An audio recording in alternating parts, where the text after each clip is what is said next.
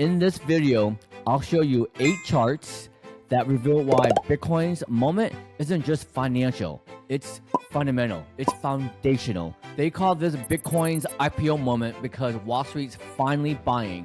But that's backwards. Bitcoin isn't joining the financial system.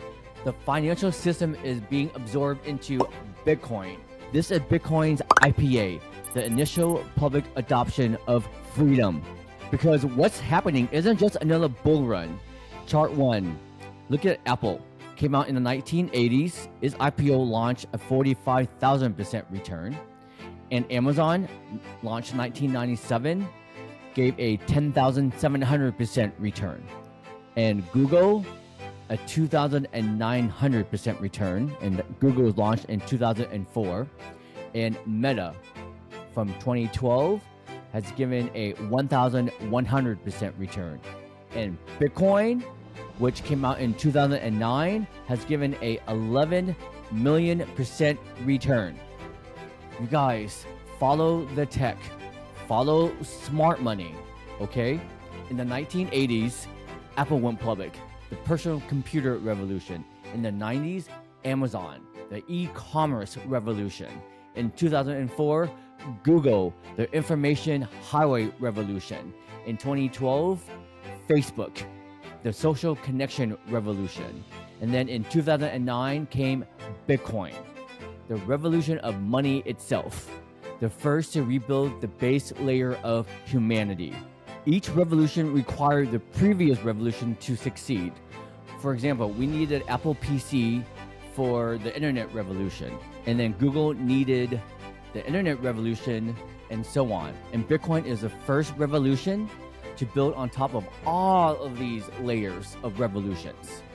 These revolutions multiplied wealth for early believers and early adopters. But what if the next one doesn't just multiply wealth, it multiplies freedom? Chart 2, Bitcoin startup timeline. Every startup spends years in the dark building product, community, proof of concept. Bitcoin's startup phase lasted 15 years. The white paper was the pitch deck. The miners were the builders. Every halving was a founding run. While the media laughed, a network quietly formed, building, unbreakable, unstoppable, and incorruptible. And now that network is going public, not through bankers, but through belief, through adoption. In 2009, the Genesis block. In 2011, the first exchange Mt. Gox was created. In 2013, Bitcoin finally hit $1,000. And then 2017, SegWit and the institutional awareness. In 2020, the halving and corporate adoption started having. And then in 2021, El Salvador became the first country to accept it as legal tender. And then in 2024, ETF approval, which was like Wall Street approval, which is huge. And now it's Bitcoin's IPO moment, and also its IPA moment, initial public adoption of freedom. Chart 3, United States dollar purchasing power versus Bitcoin adoption. For 15 years, Bitcoin has been quietly building its foundation, while the US dollar has been losing its own. Every year since 2009, the dollar buys less groceries, less rent, less everything, right? Your savings is shrinking. Meanwhile, Bitcoin adoption rises on the opposite curve. So the value of the US dollar is going down, but the Bitcoin adoption is going up. What began as a moment of a few cyberpunks has now become a global movement. Investors, Wall Street, corporations, and now nations. This is the Great Inversion, where old money fades and Bitcoin, the new money, takes its place. Bitcoin's IPA, the initial public adoption moment, isn't just driven by hype, it's driven by exhaustion. When rent, food, and taxes rise faster than people's income, people start questioning the system. It's broken, and people are awakening up to that. Chart 4, iPhone versus Bitcoin adoption S-curve. If you look at the iPhone mass adoption curve, you can see that it kind of plateaued at around 2017.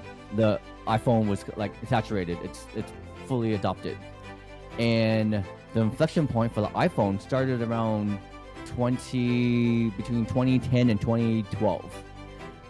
And right now, Bitcoin is at that moment of inflection where the public adoption is going to take off. So we're still early. In 2007, the iPhone didn't just launch a product, it launched a new way of life. At first, only the curious wanted the iPhone, only the curious had it.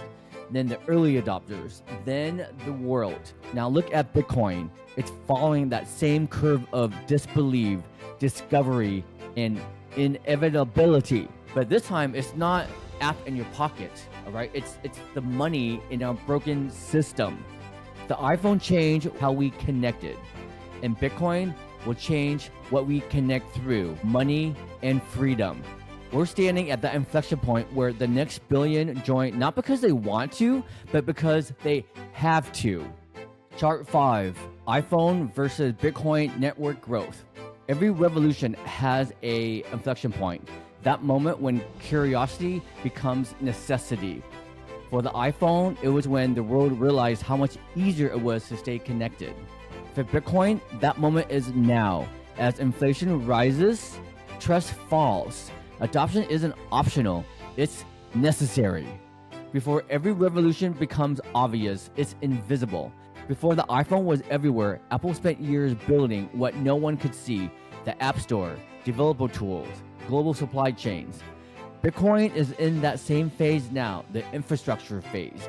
While most people watch price charts, an entire monetary network is forming underneath. Nodes, miners, ETFs, nation-state rails. What looks slow is actually exponential. Infrastructure before visibility. Bitcoin isn't a product, it's a protocol of freedom. Every new node, every miner, every wallet, that's the foundation of a free financial future taking shape. Chart 6, Bitcoin hash rate versus global node count. Every ATF approval, every new nation adopting it, that's not an offering, that's onboarding, that's adoption. When you compare Bitcoin to the iPhone, its curve looks flat. But that's what early adoption or early disruption looks like at first. The iPhone scaled users. Bitcoin is scaling freedom. What looks slow is actually exponential. Infrastructure before visibility. Because Bitcoin isn't a product, it's a protocol of freedom. The inflection point table of iPhone versus Bitcoin adoption phase. Take a look here. iPhone launched in 2007, Bitcoin in 2009. The early phase for the iPhone was about 3 years, 2007 to 2010. And for Bitcoin, it's taking a little longer, right? 2009 to 2020. And the mass adoption phase for iPhone was about 8 years, 2010 to 2018. And for Bitcoin, it's about 2021 to 2030 projected. So we suspect that Bitcoin saturation, well, it probably won't be saturated. It's projected to be 2030, right? So that makes sense because the last mined Bitcoin, I think is in 2040 or something like that.